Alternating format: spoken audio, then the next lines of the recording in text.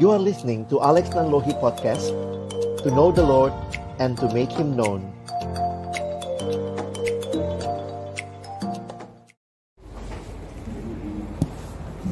Mari kita berdoa. Tuhan, kami sungguh bersyukur kesempatan ini Engkau berikan kepada kami di hari perhentian-Mu untuk sama-sama memuji memuliakan nama-Mu. Dan tiba waktunya bagi kami untuk membuka firman-Mu. Kami mohon ya Tuhan, bukalah juga hati kami. Jadikanlah hati kami seperti tanah yang baik, supaya ketika benih firman Tuhan ditaburkan boleh sungguh-sungguh berakar, bertumbuh, dan juga berbuah nyata di dalam hidup kami.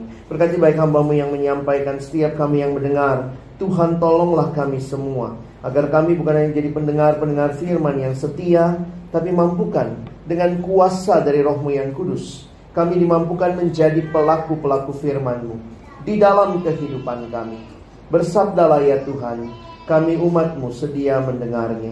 Di dalam satu nama yang kudus, nama yang berkuasa, nama Tuhan kami Yesus Kristus, kami menyerahkan pemberitaan firman-Mu. Amin.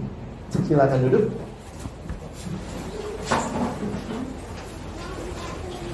Shalom. Selamat hari Minggu teman-teman.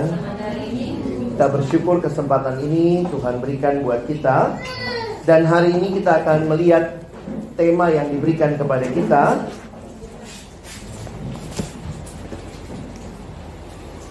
Saya mengajak kita akan membaca bersama di dalam Injil Matius pasal yang ke-7. Mari lihat sebentar Injil Matius pasal yang ke-7. Kita akan membaca ayat yang ke-15 sampai dengan ayat yang ke-23.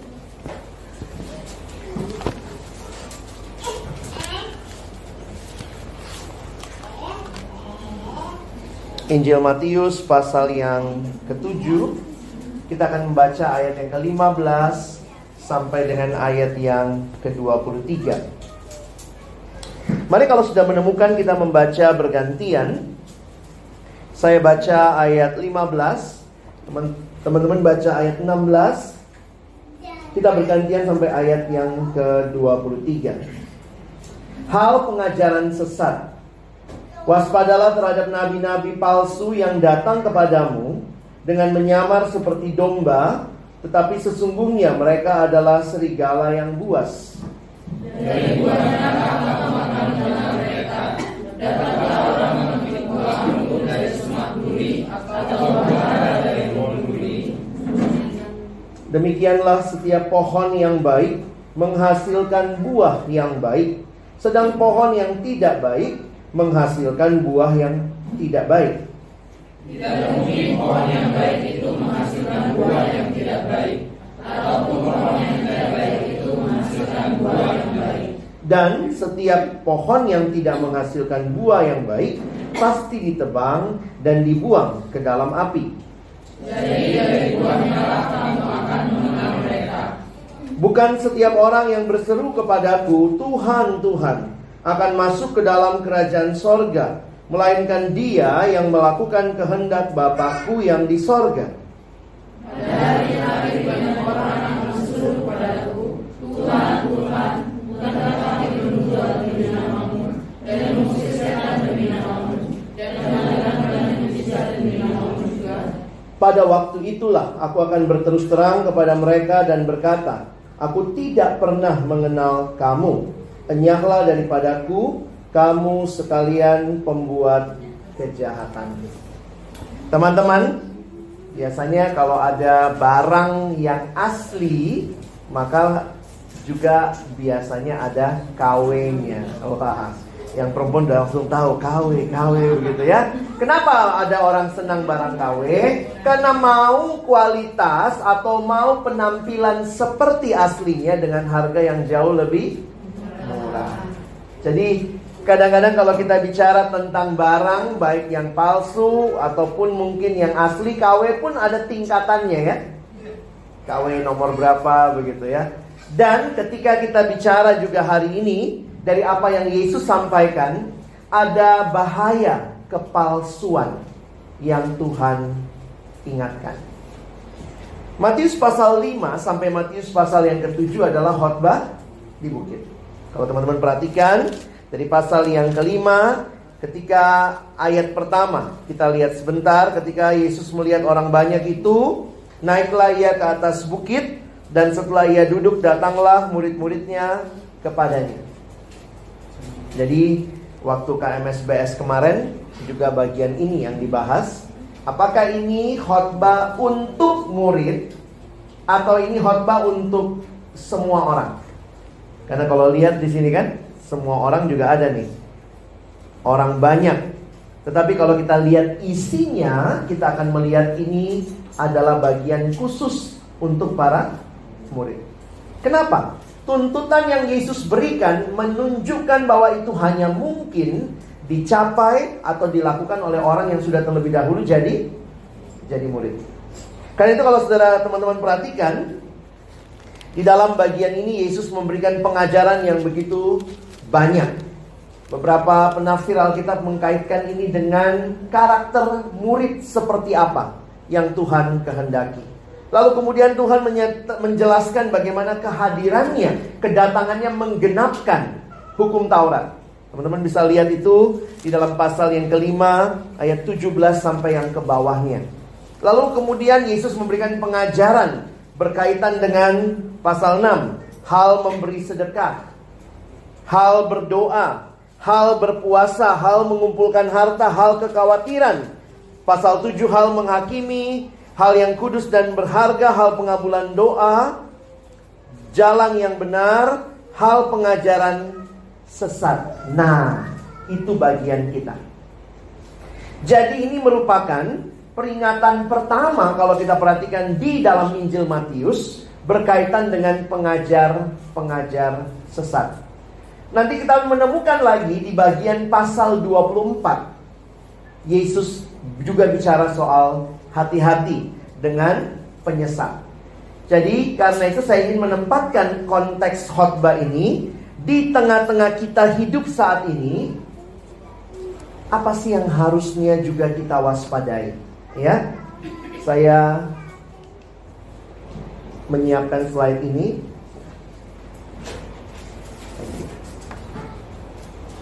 Waspadalah terhadap nabi-nabi palsu yang datang kepadamu dengan menyamar seperti domba. Jadi penampilannya persis seperti yang asli, tapi sesungguhnya mereka adalah serigala yang buas. Jadi mungkin ini juga yang kita perhatikan dari awalnya nggak kelihatan jelas, karena sama persis. Tapi kemudian mereka adalah serigala yang buas. Sehingga kesimpulan kita melihat ayat ini, nabi palsu itu datangnya dari mana? Nampaknya dari tengah-tengah jemaat. Waktu saya coba merenungkan ini, kemarin juga kita bicara dari kitab 2 Timotius. Paulus pun mengingatkan munculnya dari tengah-tengah jemaat. Sehingga saya berpikir begini, teman-teman, sebagai orang-orang yang melayani Tuhan, jaga diri kita baik-baik. Karena sebenarnya penyesatan yang paling dekat bisa terjadi justru dari kita. Orang-orang yang mungkin sudah memahami banyak hal, mengetahui kebenaran, tetapi memutarbalikkan dengan motivasi yang tidak murni. Sehingga akhirnya kita yang jadi fokus pelayanan. Karena itu pertanyaan saya pakai teori khotbahnya ya. Ini jadi pertanyaan juga dari tadi pagi mikir ini pengajar atau pengajaran ya. Karena ini terkait sekali. Apa ciri pengajar atau pengajaran yang benar? Dan ini akan membedakan dengan apa yang tidak benar. Saya coba kaitkan dengan kehadiran kita sebagai orang-orang yang melayani Tuhan dan ingin memberi yang terbaik kepada Tuhan. Maka marilah kita belajar jadi pengajar yang benar.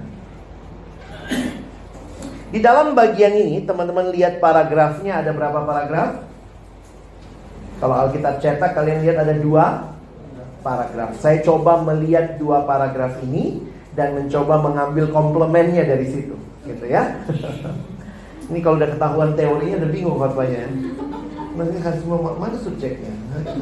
Oh, komplementnya yang mana? Mari perhatikan sebentar ayat 16 sampai ayat yang ke-20.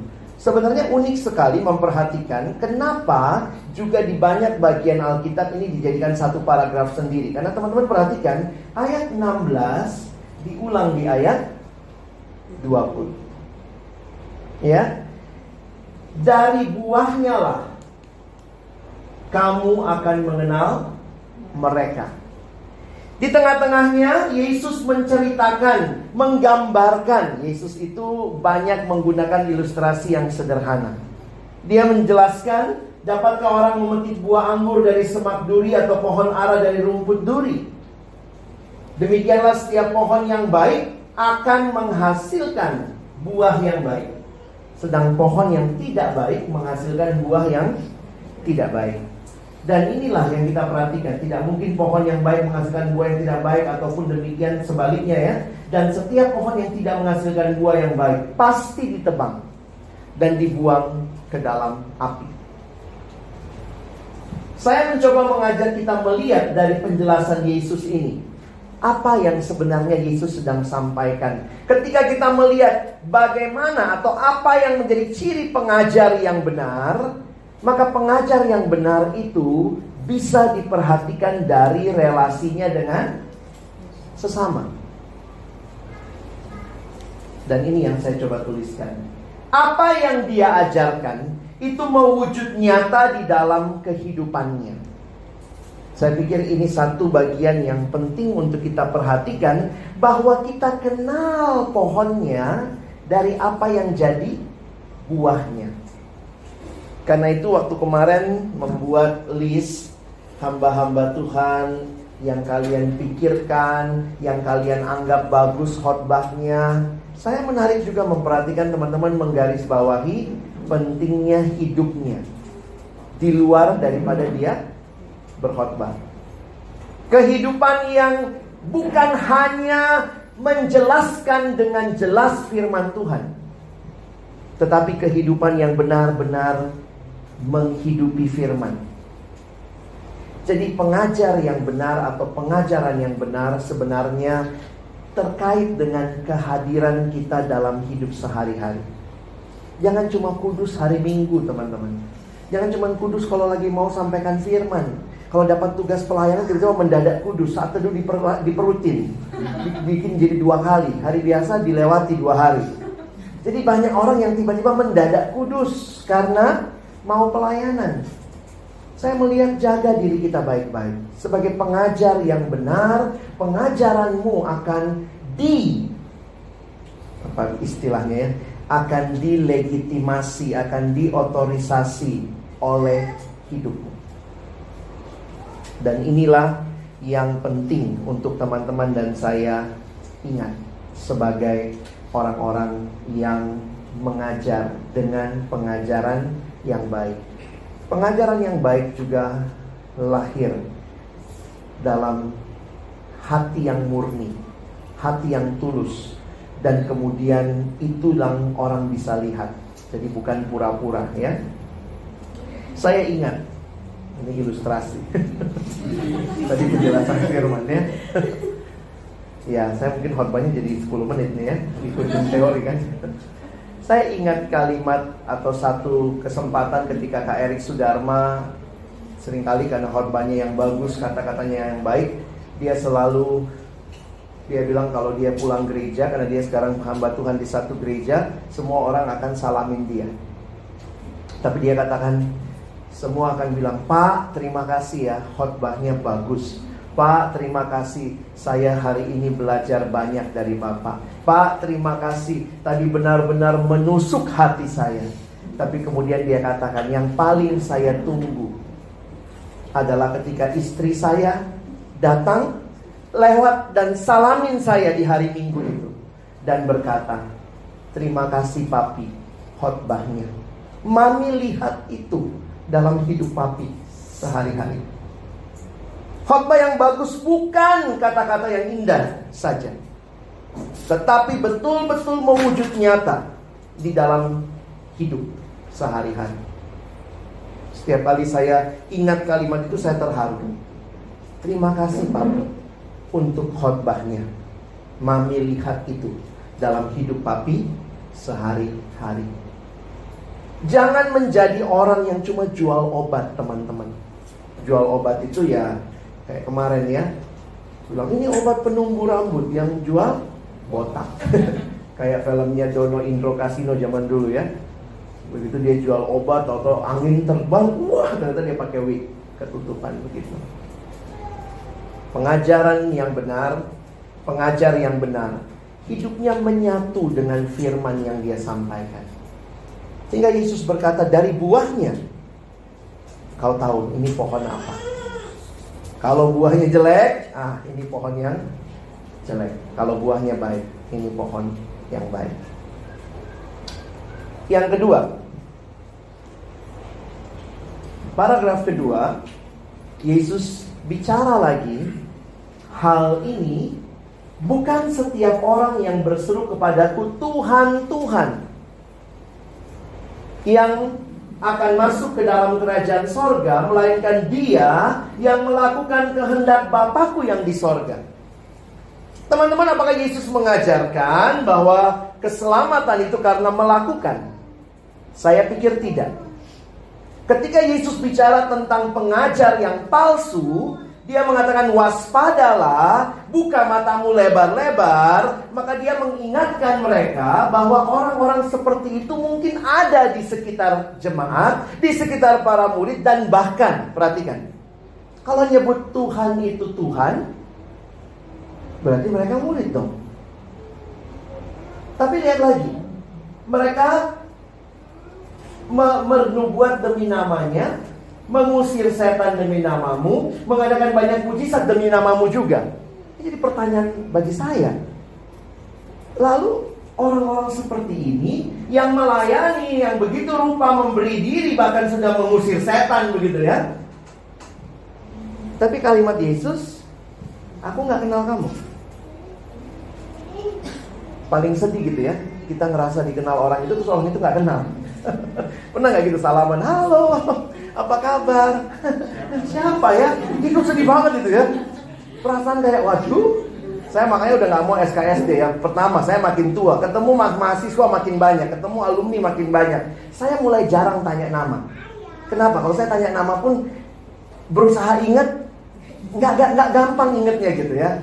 Jadi bilang aja, halo dek, aku tahu mukamu, tapi aku nggak tahu namamu, gitu aja lah ya. Jadi memang beberapa kali karena ya kemampuan mengingat nama juga nggak mudah begitu ya. Makin tua, saya ingat dulu ada mahasiswa saya bilang, halo Carlos, saya Adri kak, gitu ya. Salah ya, SKSD banget gitu ya. Itu pas penerimaan mahasiswa baru lagi. Saya sok kenal karena saya ingat ini kayaknya si Carlos itu. Halo Carlos, saya Adri, baru Carlosnya di sana. Nah, perhatikan penjelasan yang disampaikan. Saya buat warnanya sedikit berbeda. Melainkan dia yang melakukan kehendak Bapakku. Siapa sih orang yang melakukan kehendak Bapa? Orang yang melakukan kehendak Bapa bukan berarti Yesus mengajarkan kalau kamu mau masuk surga, kamu harus melakukan kehendak Bapa. Tapi perhatikan, saya kaitkan dengan ayat ini. Orang yang melakukan kehendak Bapa adalah orang yang mengenal Bapa dan dikenal Bapa. Jadi batu ujian yang kedua, kalau kita mau bertanya, apa ciri dari pengajar atau pengajaran yang benar? Maka ini kaitannya tadi dengan siapa? Sesama. Yang kedua dengan Tuhan. Orang yang benar pengajarannya atau disebut pengajar yang benar adalah orang yang berpusat pada relasi yang hidup dengan Kristus. Relasi yang di dalamnya dia mengenal Kristus. Dan itu tidak bisa digantikan hanya sekadar dengan sesuatu yang dilakukan demi Kristus. Saya ulangi. Melakukan sesuatu demi Kristus bukan jaminan kamu sungguh-sungguh mengenal Dia. Tapi sebaliknya, kalau kamu sungguh-sungguh mengenal Dia, maka kau akan memberikan yang terbaik kepadanya. Dan ini sangat berbeda sebenarnya. Waktu saya perhatikan, kalau tadi kelihatannya, karena sesama ya, Yesus bilang apa? Dari mana kau kenal? Dari buahnya. Kau tahu pohon apa ini? Tapi ini, siapa yang tahu? Cuma Tuhan. Dia bahkan berkata Tuhan, Tuhan. Mungkin ini pemimpin jemaat, mungkin orang yang berkhotbah, orang yang banyak pelayanan. Makanya saya katakan tadi, hati-hati buat kita yang sudah lama di pelayanan. Kadang-kadang kita makin lama di pelayanan, pertanyaannya, apakah kita makin populer atau Yesusnya makin populer? Karena melakukan semua hal ini untuk Tuhan, pertanyaannya, kita makin kenal Tuhan nggak? Jangan-jangan makin lama di pelayanan, kita makin merasa kitalah Tuhannya. Sehingga yang harus dipuji, aku. Haleluya, puji diri. Bukan haleluya, puji Tuhan ya. Karena itu saya waktu merenungkan hal ini, saya pikir iya ya. Dalam kaitan diri kita sebagai pengajar, ajaran yang kita berikan, apakah itu lahir dari, sebenarnya ini bicara pengenalan, dan lebih dalam lagi ini bicara motivasi. Motivasinya siapa yang disampaikan, siapa yang dimuliakan. Apa sih masalahnya pengajar ini? Lihat loh, dia melakukan semua hal tadi. Mungkin Tuhan bilang, oke, kamu melakukan semua itu, tapi kamu tidak melakukannya untuk memuliakan aku. Kamu melakukannya mungkin untuk cari uang. Kamu memakai aku bukan sebagai Tuhan yang jadi tujuan, tapi aku cuma jadi alat untuk tujuanmu. Hati-hati memperalat Yesus. Ada yang tanya, kalau begitu apa menurut abang gitu ya, yang jadi pengajaran sesat di dalam gereja? Saya jujur aja juga nggak berani langsung bilang ini sesat, ini tidak. Tapi saya harus katakan hati-hati dengan motivasi. Ketika pelayan Tuhan, pendeta berkhotbah begitu rupa, Yesus dijual gitu ya, padahal ternyata tujuan akhirnya adalah supaya dia dapat banyak uang. Anak-anak mahasiswa pada nanya, Bang, gimana tuh menurut abang pastor in style gitu ya? Gereja apa? Gereja palsu. Anak-anak mahasiswa, alumni banyak yang lihat itu ya. Dan itu menarik sekali melihat bagaimana orang-orang yang katanya berlakukan itu semua untuk Tuhan, tapi ternyata, maaf, ada yang baru tangkap kan? Teman-teman tahu itu? Pendeta yang katanya mencabuli anak yang dia bimbing di gerejanya sudah selama 9 tahun. Gila kalau betul itu ya. 9 tahun loh. Dan dia bisa berkhotbah begitu rupa tanpa rasa bersalah. Dia melakukan mungkin mujizat, banyak orang yang mungkin bertobat melalui pelayanannya. Sehingga saya harus katakan, ketika bicara pelayanan dan pelayan, bagi saya akhirnya saya melihat Tuhan lebih peduli dengan pelayannya ketimbang pelayanannya. Hati-hati.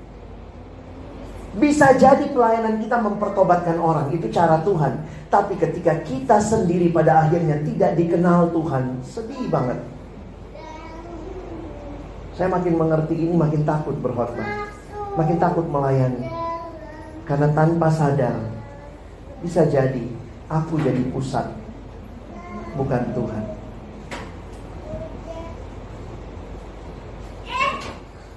Jadi kalau kita simpulkan, teman-teman, apa ciri pengajar atau pengajaran yang benar? Yang pertama adalah itu mewujud nyata dalam kehidupan, dan itu berpusat pada relasi yang hidup dengan Kristus. Dan ketika ini kita miliki, karakter apa yang harusnya dimiliki oleh pelayan Tuhan? Saya simpulkan begini. Dalam kaitan dengan sesama, itu mewujud nyata dalam kehidupan, berarti dia hidup dengan integritas, punya integritas. Dalam kaitan dengan Tuhan, dia berpusat pada relasi yang hidup dengan Kristus. Maka ini bicara relationship. Jaga baik-baik relasi kita dengan Tuhan, kalau kita mau terus dipakai Tuhan. Dan di sisi yang lain, teruslah miliki integritas. Integritas itu apa? Integritas itu kesatuan antara apa yang kita ucapkan dengan apa yang kita hidupi. Makanya balik lagi ya, khotbah terbaikmu yang mana? Kadang-kadang kalau udah sering khotbah kita bilang, ini bagus banget khotbahku yang pas itu ya. Tapi itu terbaik, kenapa? Karena banyak yang nangis, atau karena kau nangis, atau karena orang wow hebat banget khotbah baru pertama kali aku dengar penggalian kayak begini. Ataukah karena kau katakan, Tuhan terima kasih, saya hidupi khotbah ini. Kita tutup dengan satu ayat di dalam 1 Timotius 4 ayat 16.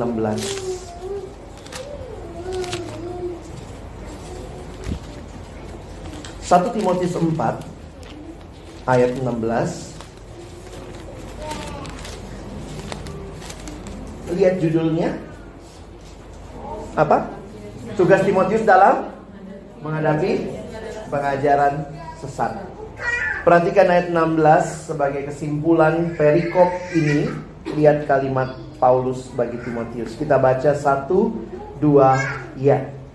Awasilah dirimu sendiri dan awasilah ajaranmu. Bertekunlah dalam semuanya itu. Karena dengan berbuat demikian engkau akan menyelamatkan dirimu dan semua orang. Dengar baik-baik kalimat ini ya. Awasi dirimu, awasi ajaranmu. Karena ini bukan cuma buat orang lain. Bagi saya menarik tuh. Karena dengan berbuat demikian engkau akan menyelamatkan dirimu.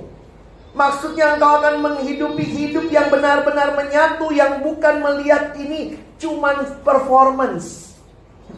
Padahal engkau bukan orang yang mengalami relasi dengan Tuhan, tapi ini adalah sebuah kehidupan yang dibagikan, sebuah khotbah yang disampaikan. Kadang-kadang memang kita belum sempurna menghidupinya, tapi kita punya kerinduan. Tuhan, saya rindu makin kudus, saya rindu makin jujur, saya rindu makin tidak dendam. Dan itu mewujud nyata dalam hidup kita.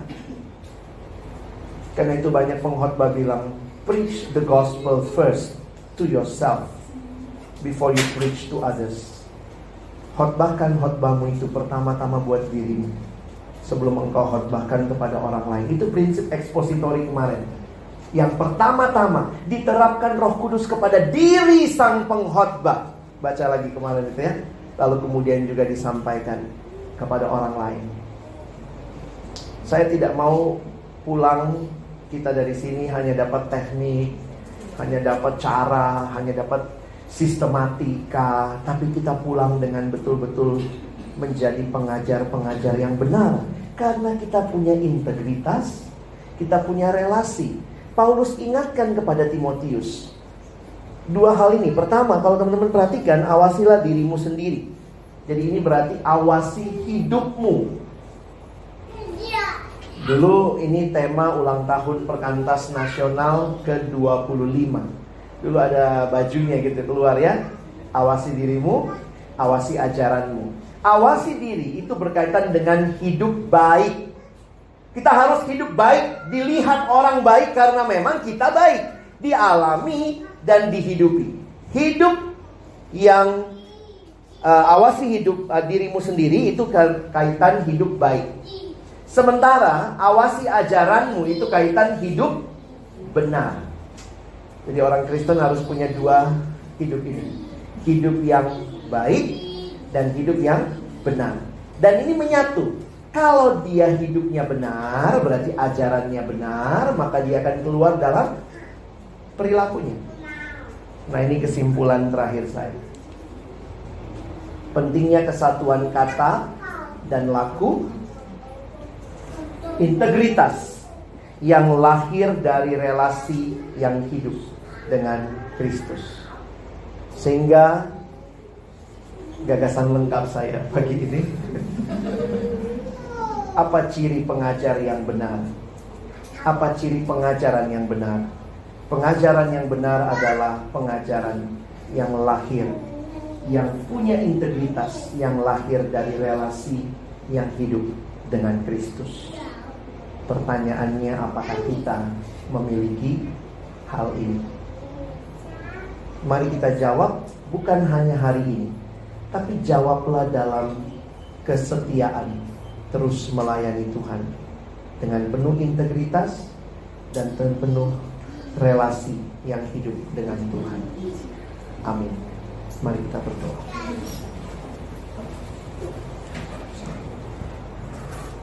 Bapa di dalam surga, terima kasih banyak buat firman-Mu. Terima kasih untuk setiap hati yang boleh kembali diarahkan kepada Tuhan. Di akhir khotbah di bukit, Engkau Tuhan sendiri mengingatkan murid-murid-Mu untuk waspada terhadap pengajar-pengajar yang palsu. Kami tidak mau hidup dalam kepalsuan yang tidak berbuahkan apa-apa, kelihatan hidup yang bobrok dan akhirnya hanya dihancurkan. Kami mau belajar hidup di dalam kebenaran karena kami telah dibenarkan, kami telah ditebus, kami telah mengalami karya Kristus yang indah. Dan kami juga mau hidup di dalam pengenalan akan Engkau yang semakin hari semakin dalam. Pengenalan yang membuahkan hidup yang baik. Pengenalan yang membuahkan satu integritas, kesatuan kata dan laku. Hamba berdoa bagi saudara-saudaraku, kami semua yang rindu melayani Tuhan, rindu memberitakan Injil, rindu memberitakan firman. Biarlah hidup kami benar-benar berpusatkan kepada Kristus. Itulah hidup yang harusnya kami miliki. Terima kasih.